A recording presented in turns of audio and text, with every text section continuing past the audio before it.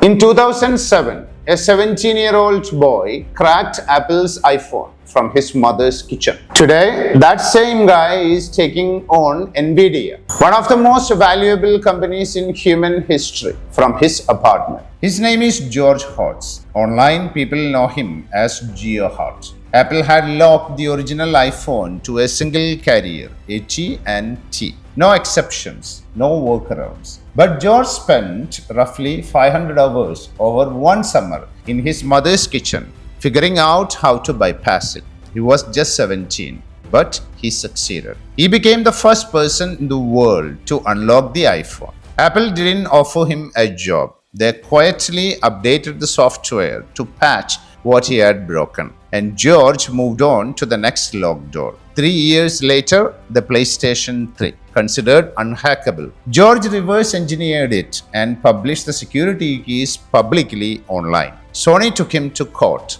but he never stopped. When Elon Musk tried to bring him into work on Tesla's autopilot system, George turned him down with a line that tells you everything about how he operates. I don't want to work for you.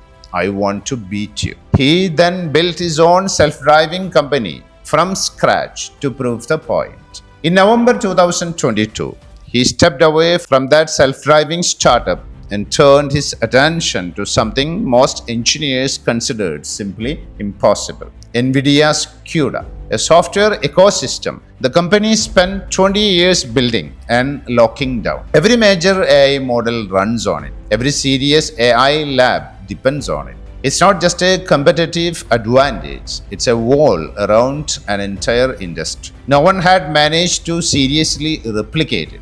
George decided that this was interesting. He built TinyGuard, a neural network framework so stripped down and readable that you could go through the entire code base in a single afternoon. Where PyTorch runs on millions of lines of code, TinyGuard runs on roughly 12,000. Then he went further. TinyGuard now runs on a fully independent AMD stack, its own driver, its own runtime, its own libraries, built to bypass NVIDIA's ecosystem entirely. NVIDIA spent 2 decades constructing one of the strongest moats in tech. A solo hacker just built a bridge across it.